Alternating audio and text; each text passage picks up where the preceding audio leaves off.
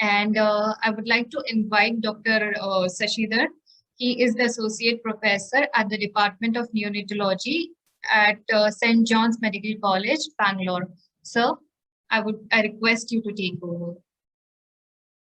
Thank you, Aboli, and thanks to UNICEF for giving me this opportunity. I can see now we are in double digits, so I think we are moving up the number of attendees. So Yes. I think we'll start because this is start of module 6, isn't it? So this module wholly we try to focus on the follow-up of SNCU newborns. So far what we have done is we have taken care of their feeding, we have taken care of the temperature, we have taken care of their acute problems like breathing and heart rate, etc. But once it comes to discharge and then follow up, not many of us are aware of what to do and how to do it. So this is going to be like a brief overview of what we are going to do in the follow-up of these newborns who are discharged home. And I think the next few webinars are going to be in more detail and depth. So this webinar is going to just give you a bird's eye view of what actually happens on follow-up and how can we make it better. So I hope you can see my slides. Yes, So let's start with a case for today. Let's say this baby was in your SNCU, 38 weeks, 2.8 kg IUTR, who was born at home and did not cry at birth. He is resuscitated by a local DAI and he is brought to your SNCU at 8 hours of life because of transport issues. On arrival, he is hypothermic and he is hypoglycemic. And now we know how to take care of this baby's hypothermia as well as hypoglycemia. So we have done that. He also had seizures. So we have started him on an anti-seizure medication, which we have already covered in the previous few webinars. This baby required SNCU stay of 8 days and he's discharged home as them and with the follow-up plan after 1 week. So this is a common scenario. I am sure all of you will be vouching for this. So let's see what happened to this baby later on. And this baby came after 8 months. He did not follow up as per your instructions. He followed up at 8 months and you are aghast to see that this baby has no social smile. He's obviously microcephalic. There is no head control. He cannot sit. He cannot turn to sound. And he has hypertonia, which is stiffness of all the limbs. The question is, can we do better apart from the acute management, which we have done very nicely? So I'll be presenting these slides, which were mostly prepared by Dr. Bharati. She was supposed to take this webinar, but she has some health issues, so I am filling up for her. So on today, in today's webinar, what we are going to learn about is how do we define a high-risk newborn? What interventions we do in the NICU and even before the baby is born to prevent such a poor outcome of our babies. Discharge planning, how do we discharge? And after discharge, what do we do? What is risk stratification? What is your timetable or schedule for follow-up?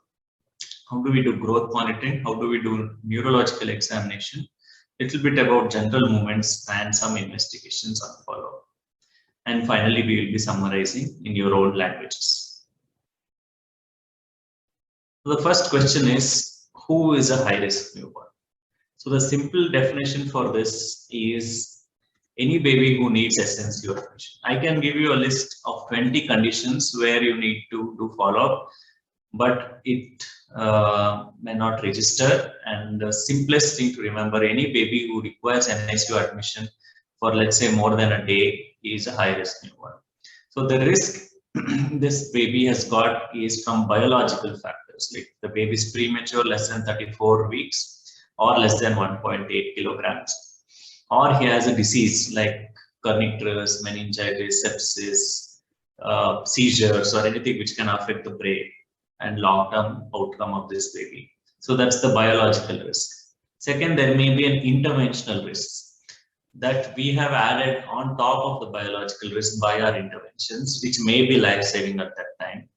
Like ventilation more than 24 hours is a risk factor for poor neurodevelopmental outcome. So is giving inotropes. So is giving oxygen for a long time. So is blood transfusion and any surgery for that matter adds on to the risk of this baby. Lastly, some of us tend to forget that there are socio-economic risk factors for a newborn to develop neurodevelopmental problems, like a single mother, like a mother who doesn't have adequate social support, tribal lady. So all of these are risk factors for poor neurodevelopment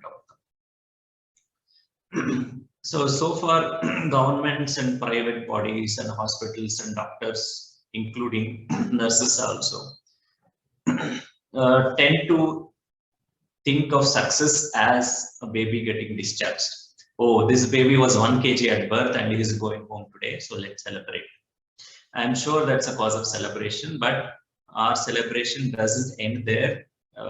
With our care doesn't end with the celebration, and it just started maybe, and it definitely continues.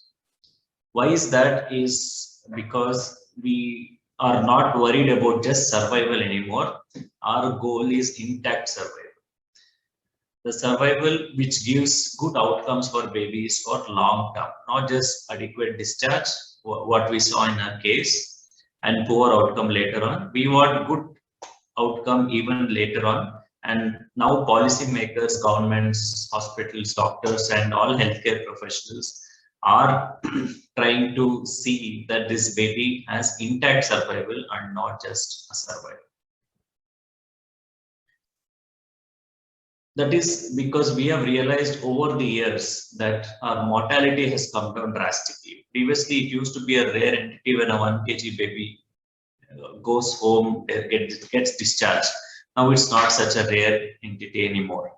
We are moving lower and lower as per gestation and weight is concerned for survival, but at the same time, morbidity has not dropped and morbidity has plateaued for long-term outcomes. So the same number of babies who had CP, who had developmental delay, who had mental retardation, all of them, we are not able to reduce even with increased survival. That is the reason why we need a high-risk newborn follow-up. So why do we need follow-up? So now you know that there is reduction in mortality, but the morbidity is not reduced. What do we achieve by doing follow-up? Our follow-up is more like a surveillance, where you actually pick up babies who are at risk of neurodevelopmental delay much early so that you can intervene early. Second, it helps you in benchmarking your own SNCU or NICU. If your NICU is achieving good survival, it's not enough when you compare to the other SNCUs. You should compare the outcomes of your SNCU with the other SNCU at 18 months or 24 months at the minimum. Also, the family is very anxious to know. Okay, they might tell you this baby is survived now. Okay, thank you very much, doctor. We celebrate. But what to expect next? What is going to happen to my baby 2 years from now or 5 years from now? You may not have all the answers at the time of discharge. So that's why we need to make surveillance mandatory for all newborns who graduate from SNCU. Second question is, who should be involved in doing it? As you see here in the slide, it's a multidisciplinary approach. It's a team of people. One person or two people cannot be doing this, this surveillance. We need the parent and child dyad at the center. We need a pediatrician. We need a nutritionist. We need an occupational and physiotherapist. Nutrition to take care of nutrition post-discharge. In SNCUs, you're so inclined towards nutrition now that you achieve good growth. But what happened to the baby after discharge if the baby is not gaining weight? So you need to know what to do then. Occupation and physiotherapy to improve this motor outcome of babies. It may be gross motor, for walking, for running, for sitting. Fine motor or fine movements which help in activities of daily life by occupational therapists. There is also a social worker who needs to be there to as a bridge between parent and the medical team, who coordinates everything, who makes sure the newborn comes for follow-up as advised, and which may need repeated reminders. Ophthalmologist to take care of eye examination, retinopathy of prematurity examinations on follow-up. Child psychologist to see that baby has good IQ and to do a developmental assessment. Pediatric neurology for assessment and treatment of seizures. Speech and language to detect early hearing disorders or hearing loss, and also for follow-up of language development.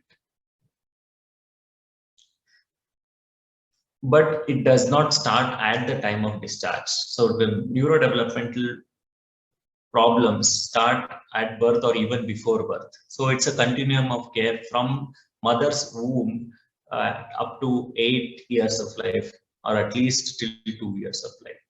So how do we manage that? Antenatally, we need to make sure that this baby has got steroids and magnesium sulfate, which are known to be neuroprotective, and the mother's infections are adequately treated. Postnatally, we should ensure all the adequate care or optimum care that we have seen over the last few weeks in webinars, like cord management, ventilation, fluids, temperature management, sugar management, taking care of acute issues like PDA, sepsis, and low sugars. Side by side, along with the postnatal intervention, also we should make sure the brain of the baby is not hampered in any way during our interventions or NICU stay. That is by doing developmentally supportive care. You can refer to the webinar on developmentally supportive care, kangaroo mother care, also always prevention of sepsis, NEC, and definitely use of breast milk helps in protecting this baby's brains and improving neurodevelopmental outcome later on. When you're trying to discharge these babies should be treated as special, and they are not equivalent to any other postnatal ward babies. A baby who has NICU stay or SNCU stay should have a detailed discharge summary, which includes the baby's gestation, birth weight, discharge weight, his head circumference at discharge, what are the medical problems that this baby had, what are the high risk factors that this baby has for a future neurodevelopmental problem like giving oxygen, ventilation, what screenings have been done like hearing, metabolic, etc., and what is the immunization status, and what is the discharge neurological examination. So this discharge summary needs to be more detailed than a normal newborn discharge summary. And of course, this early intervention should have been started even in the NICU to be followed up at home. What do we mean by early intervention? Maybe I'll come to that in the next few slides. So who are these babies? I generally said that any babies who need SNCU admission should come for a special newborn follow-up clinic. So NFC stands for newborn follow-up clinic. Our protocol in St. John's is less than 1.8 and less than 34 weeks. So these babies should come for a follow-up clinic. And all the other medical complications which can affect the brain, like low sugars, seizures, hypoxic ischemia, exchange transfusion, ventilated babies, sick babies, congenital malformations, and any inborn error of metabolism. But all these babies don't need same level of care when they come for follow-up. Definitely they need follow-up, but we can subdivide them into 3 risk categories. So this is called risk stratification, and based on the level of risk of this baby for problems in the future. For those that mild risk, that is more than 37 weeks, their term and their good weight babies, but they have some mild hypoglycemia, did not require ventilation, maybe suspect sepsis, just phototherapy was required, but they are otherwise well, come under mild risk for neurodevelopment, and they can be followed up just with the pediatrician. For moderate risk babies between 1 to 1.5 kg, who needed some resuscitation, who had shock, on ventilation, had some acute illnesses like sepsis or jaundice, and had a mild grade of IVH are at moderate risk of neurodevelopment, and they need a definite follow-up in a particular setup of multidisciplinary team. However, when you come to high risk for neurodevelopmental delay, that if the baby is less than 33, very preterm babies, very low birth weight, they had high grades of IVH, they had meningitis or connectors, prolonged ventilation, all of them are very high risk for neurodevelopmental problems. So they need to be followed up in a much better place where all the facilities are involved. So mild risk, a pediatrician would be sufficient. Moderate, some other adjunct faculties should be there. For high risk, you need additional support from genetics and pediatric neurology. And when you do like that, your workload for discharge also reduces. The third question is where to follow up these babies. We need to follow up these babies at a place which is child friendly. It should not be a place where you are very busy in your outpatient clinic on the same day. So preferably it should be a different day, it should be at a different time, and preferably at a different place. And it has to be a place where the child is comfortable, well aerated, easily accessible to the family, and where a multidisciplinary team can be available at the same place at the same time. So whatever faculties I described should be available and in the same place. When we identify an at-risk newborn, like the list I showed you, and we have started early intervention, pre-discharge itself, we need to make sure that this baby's nutrition, growth, neuromotor examination is done. All the screenings like hearing and vision and thyroid, all are done. And when this baby comes for after discharge, we need to again do a medical exam, nutrition and growth monitoring, and some neurological tests, some developmental tests, and finally, whatever each person has to do. So this baby has to rotate around all the people that we just mentioned, who pick up the problems and assign timely interventions, which can definitely prevent future issues for the baby. And this is a schedule that we follow. And as you see on the top row, up to 40 weeks, there are some things to do. At 40 weeks, there are some things. And then later on, when this baby grows up, at 6 weeks, 3, 6, 9, 15, and every 3 months later on, after 18 months, it's every 6 months, up to 2 years. Right now, we are following up to 3 years, but optimally, we have to follow up at least till 8 years or school age, where some cognitive defects, some executive function mathematics will be available for diagnosis only at that age of school going age. But the minimum to predict future neurodevelopment problems is 2 years. So we need to follow at least till 2 years. What do we do at 40 weeks? We do like anthropometry, full medical exam like any other baby, ROP screening, which will be dealt in the next few classes. At 40 weeks, this baby needs to have a structured neurological examination, a hearing test. At 3 months is when we start a neurological examination or neuromotor or neurodevelopment by assessing developmental milestones. And 6 and 9 months we continue. At 12 months, there are some things which need to be done for cognition. We assign at cognitive age. 18 months and 24 months, by 18 to 24 months, this baby should have been screened for autistic features.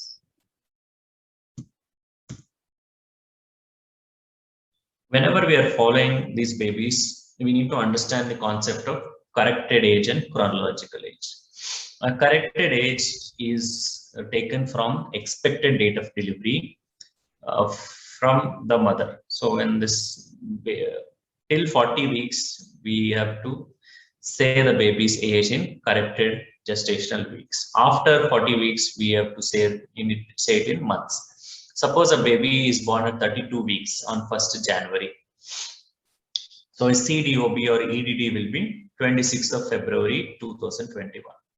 As on today, this baby's chronological age may be 9 months, but his corrected age is 7 months because his baby is born at 32 weeks, which is 2 months early. So we have to do this correction up to definitely up to 2 years. We use this corrected age for growth and milestones for anthropometry and development. We use chronological age for vaccination and for feeding, and obviously for the parents to celebrate their birthday, we have to use chronological age. So whenever a baby comes, the first thing that we do is take anthropometric measurements like weight, length, and head circumference and plot them on WHO growth charts. See, these are one of the growth charts that we follow, different for boys and girls. You can use for Fenton or you can use intergrowth. And we have to call them for this growth monitoring once a week till 1.8 kg or 2 kg. And then every 15 days, every month till 3 months, and every 3 months. Every 3 months till they are 3 years and up to 1.5 years. After that, every 6 months. And we have to do this at all visits. This is to pick up any growth faltering. At the same time, also we need to take care of their nutrition. What if the baby is not growing well, or even if the baby is growing well, what feed the baby is getting? It should be mother's milk, and it can be supplemented with HMF like we have seen in our previous webinars. And is the baby getting KMC when, or if the baby is on formula, if the formula is diluted well, and when is the complementary feeding started for this baby? Like any other baby who comes to a OPD, we need to also do their medical examination. Like if the baby has hernia, does the baby need transfusion for anemia? Any medical illness that baby suffers from, you need to ask the mother. But at the same time, if the baby has any medical illness, that's not a very good time to assess the developmental milestones or neurological examination of that baby on that day. So you may need to postpone your neurological examination. Also under nutrition, whether the baby is on supplements and whether the baby is on human milk fortifier, which need to be continued, has to be ascertained. After this general medical examination, we do a neuromotor examination. A neuromotor examination is required from the age of 40 weeks, where we do Hammersmith neonatal examination, neonatal neurological examination. At 3, 6, 9, and 12 months, we do the Hamilton examination. So basically what we are doing is assessment of tone of the baby. Why is that important? Is because it indicates fairly early that this baby is at risk of future cognitive and motor problems. And it gives you time to counsel the parents who have to adjust to this problem in the future, and proper planning even the parents have to do. So early assessments will also tell you, repeated assessments will tell you developmental trajectory of the baby. Suppose if the baby is normal by 3 months or 6 months, you can be fairly certain that this baby is going to be normal by the end of 12 months or 18 months. But if the baby is abnormal by your neurological examination, you need to follow up every 3 months to make sure this abnormality is a transient one or a persistent one. It also gives an opportunity to encourage developmental stimulation of the baby. So this is one such tool we use for structured neurological examination. That's called the Hammersmith neurological examination, which we do at 40 weeks. When at 40 weeks, like a full-term baby, any preterm baby also should have good posture, good head control, and should have some ability to fix and follow objects. But if the baby is obviously hypotonic, baby is having hypertonia with fisting or abnormal postures, or if the baby is not responding to your auditory or visual stimuli, then this is abnormal. So this kind of acts like a screening test. This is a tool where it's simple to administer. It is given on the page itself, like how to see each of those movements, and by pictorial representation. You just have to mark the square like New Ballard examination on where your baby falls. There are some squares which are expected, and there are some squares which are not expected. If it is falling in one of those not expected kind of domains, then you need to refer this baby or follow up this baby for future problems. There is a shortened version also, which takes only about 5 minutes to do, which is good enough for busy OPD, but it will give you sufficient information. If you do a Hammersmith neurological examination, it takes about 10 to 15 minutes. It is easy to use, and it identifies problems with tone and neural motor examination early, and it will help you in further management. By 3, 6, and 9 and 12 months, then we have to do some kind of angles. Angles for the upper limb or scarf sign and square window. For lower limb, it is adductor angle, dorsiflexor angle, and popliteal angle. So these are the normal ranges. Abuli, can you play the video? Yes, sir. So we'll show the short video on how to do neurological examination by Amil-Dison method. So I'll stop sharing the screen when Abuli is playing the video.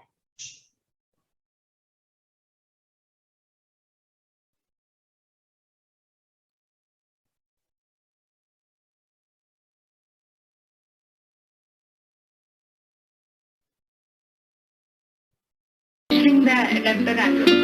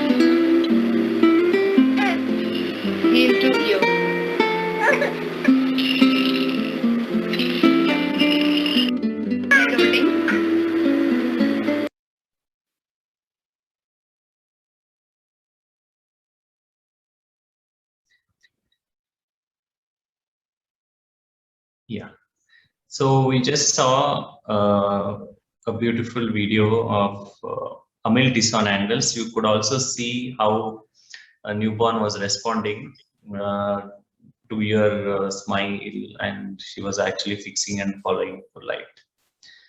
So by just doing these angles and you have the normal ranges, you will be able to make out if the baby is hyper or hypotonic. Also, if the baby needs any intervention for specific angles or any physiotherapy, if it is, or if the baby has developed any contractures, both in upper and lower limbs, which needs to be corrected. So after this, we will do a neurodevelopmental assessment. That starts by taking a developmental history. In developmental history, we need to ask individual milestones for babies for gross motor, fine motor, language, social, and adaptive functions of baby. I'm not going into much details, but suffice it to say here that there are developmental red flags for any newborn, and why, if the baby has not attained that milestone by that age, then you need to watch out for this, and you need to refer them for a detailed developmental assessment. For structured developmental assessment, we may need to do a developmental observation chart or a Trivandrum developmental scale, which is a very simple one to do. If you need to be more thorough, you need to do a DDST or a developmental assessment scale of Indian infant, that is DASI. So at every visit, baby needs to have a developmental screening test to make sure that baby is achieving milestones as per the baby's age. Also at the same time, these will be covered in probably the third webinar of this module, so I'm not going into details of this. When the baby comes to you on follow-up, we need to make sure that this baby has had neurological examination by cranial ultrasound up to 40 weeks, and even later on if the baby is having some problems. Baby screening tests for thyroid, anemia, and any metabolic problems should have been done. MRI at 40 weeks for all preterm babies is unnecessary. For vision and hearing, baby needs to have undergone ROP screening, which will be taught in the next webinar of when to do, but it starts from 2 to 4 weeks of age till the vascularization is complete. We need to make sure all the babies in SNCU and generally all newborns should have red reflex. If the baby is not fixing or following light, we need to identify them much early because it may be a sign of cortical visual impairment. And we need to do refraction screening test at 1 year so that if the baby has any hypermetropia or myopia, it needs to be corrected. Hearing screening is one also such screening test which has to be done for all newborn babies. And previously there used to be a 1-3-6 rule, that is all babies who are born should be screened for a screening test by 1 month, should have a definitive diagnosis of auditory problem by 3 months, and should have been intervened by 6 months. Now it has been shortened to 1 and 2 and 3. So any baby who is born, especially SNCU high-risk newborn, should be screened for auditory problems by 1 month, should have a definitive diagnostic assessment by BERA by 2 months, and should, if there is a problem, should have been intervened by 3 months. Also, even if you do a screening test, at every examination, there has to be an assessment of speech and language separately from developmental milestones. Immunization is part of all newborn babies and follow-up and all infant follow-up. BCG we generally give at the time of discharge. Hepatitis B once the baby reaches 2 kg or 1 month, whichever is earlier. Vaccination is as per chronological age, as I mentioned. There may be some special tests that may need to be done. That is, for autism, by 15 to 18 months, we can use tool like MChat, and IQ testing can be done only after 3 months. So why do we need to keep such a close surveillance? Is because if we do something when we pick up these problems, then definitely there is a much needed stimulation for the brain by our stimulation, by our intervention, which can help the baby overcome these disorders, which is called the neuroplasticity. The brain, especially in the first 2 years, first 1,000 days, has enormous capacity to overcome the potential shortcomings that prematurity or asphyxia could have caused to the brain. And brain functions could be modified based on our stimulation. So we need to identify them early, give the right stimulation for the brain. That's called the early intervention therapy. Early intervention, when we do, we have to definitely involve parents. So it has to be learned by the parent in your neonatal follow-up clinic and has to be continued at home. This is to stimulate all 5 senses of the baby's baby. Also for all domains of development like motor, cognitive, and neurological, speech, language. And it has to be development appropriate, that is through a normal developmental channel, not for age based. It has to be, if the baby is not sitting, you need to make sure that baby is able to hold its head before it's able to sit. So the baby has to follow its own developmental trajectory. There are some tests which don't need any special equipment to do, but it can be very useful. They are called the general movements or rectal general movements. These are spontaneous movements which are rhythmic, which are complex, which when present indicate the good neurological function of the baby. These are in a sequence of neck and trunk movements with an intensity which waxes and wanes with a beginning and the end. So I'll show you some videos of that. But here we can say that baby with good general movements has almost an equal sensitivity of predicting this developmental delay equal to an MRI, that magnetic resonance imaging. So this is a normal general movement of a preterm newborn. Like we will need a newborn, you must have all observed these kind of movements and never gave much importance to them. When you recognize the pattern of this baby's movements, like it's rhythmic, it's on an axis, there are multiple movements, they are synchronous, and baby, so these kind of movements tell you that this baby's neurological function is normal. But if you have a stiff baby, if you have an asynchronous movement, if there is only monotonous movement, then this baby's general movements are abnormal. So these kind of movements should be studied at visits till the baby is about 6 months old, and it can have been predicting good neurodevelopmental outcome if fidgety movements are present. And it's possible to do it just by a video. Most of your parents will have a smartphone. You can just ask them to record and send you a video of it. So if I go back to my case of a baby who was eugia, who did not cry at birth, had asphyxia, also had hypothermia, hypoglycemia, who came to your SNCU, you did everything you could. By 8 days, you were able to discharge. It's very good. But at 8 months, the baby was so delayed that he had no social smile, no head control, had obvious microcephaly. Whether this could be prevented or completely treated, we don't know. But whether we could have done better, I think by the end of this talk, you should all say that we could have done better by following up this baby from 8 days onwards till 8 months of life. So summarizing, a newborn baby who has come to SNC, who is a high-risk newborn, it may be mild, moderate, or severe risk. We need to identify them early so that we can give the right intervention. The right intervention is by a multidisciplinary team.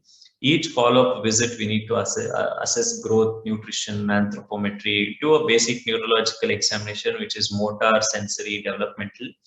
Vision and hearing should not be ignored. General movements or some other screening test could be used to pick up this developmental delay early, and combined with other imaging modalities, this will help you in early anticipation, counseling of family, and early management.